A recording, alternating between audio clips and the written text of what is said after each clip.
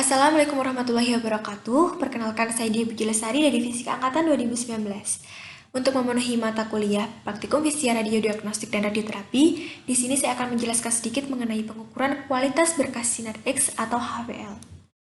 Pesawat sinar X menghasilkan spektrum kontinu dengan rentang energi dari 0 hingga nilai maksimum yang ditentukan oleh tegangan kerja yang dipilih.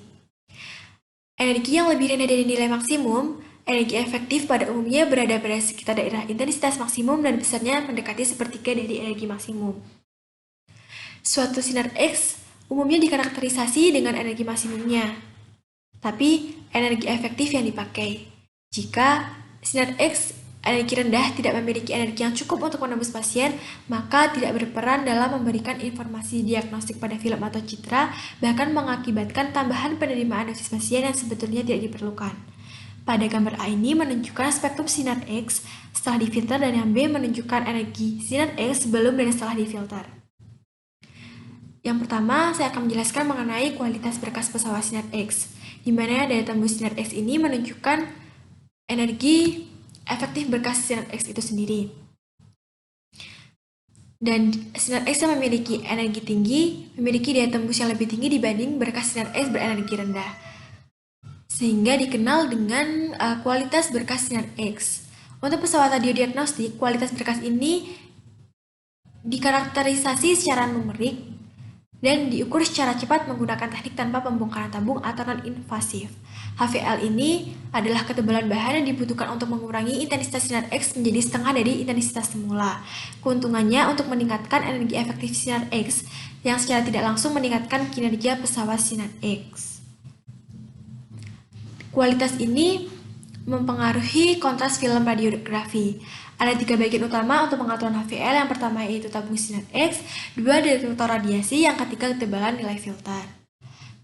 HVL ini juga dipengaruhi baik oleh filtrasi baik bawaan maupun tambahan, tegangan tabung pesawat sinar X, target dan frekuensi generator.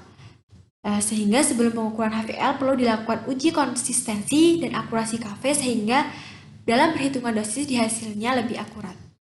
Batas toleransi nilai HVL minimumnya yaitu HVL sama dengan 0,01 kali KVP plus 0,03 dan maksimumnya yaitu HVL sama dengan 0,01 KVP plus C.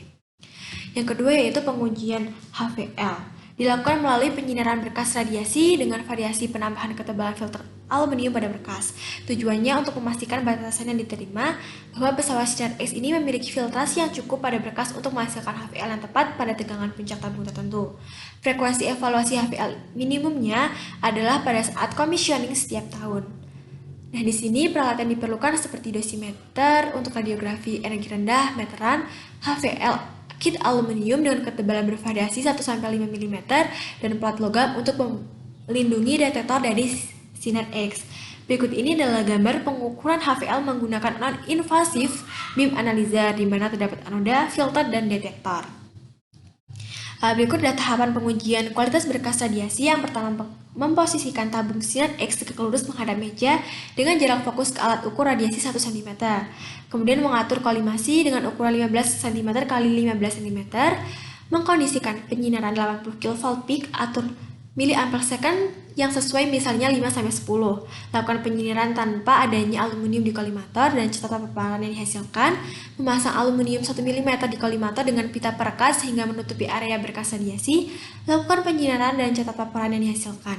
Tambahkan ketebalan aluminium terpasang, kemudian lakukan penyinaran kembali sehingga paparan yang dihasilkan sudah mencapai setengah dari paparan awal.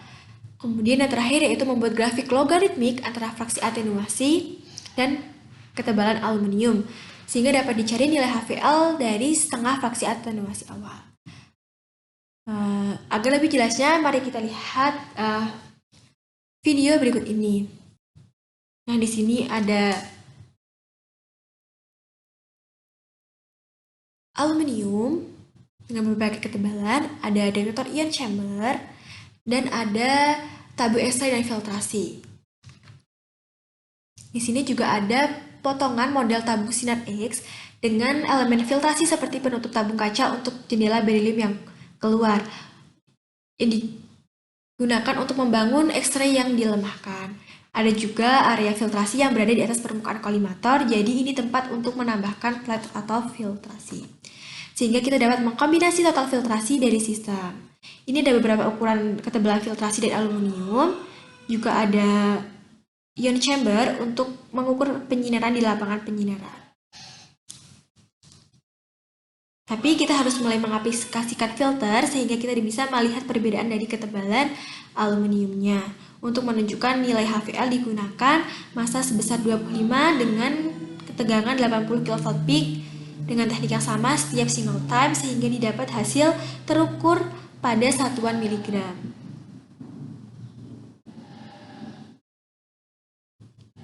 Nah, kita dapat menuliskan hasil penyinaran tanpa filtrasi sehingga didapatkan nilai HVL yang tertulis pada display di atas, yaitu nilainya sebesar 0,743 mikrogray untuk ketebalan 1, 2, 3, 4 maupun 5 mm aluminium. Kita dapat menggunakan cara yang sama, yaitu kita dapat meletakkan aluminium pada kolimator dengan perekat.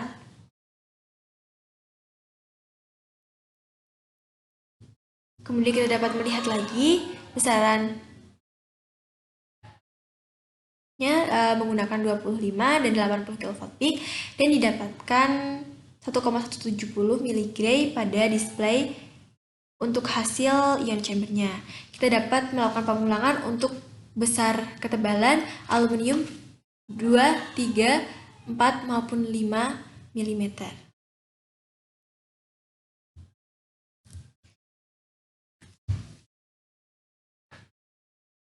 Nah, untuk hasil pembahasannya, pada gambar tabel 2 dan 2 ini kita disajikan perhitungan HVL berdasarkan data diperoleh nilai Y yaitu min 2,32 ln X plus 0,14 dengan persamaan yang digunakan yaitu I sama dengan I0 eksponensial min 0,693 kali N. Nah, berikut ini adalah gambar grafik hasil pengukuran HVL yang didapatkan.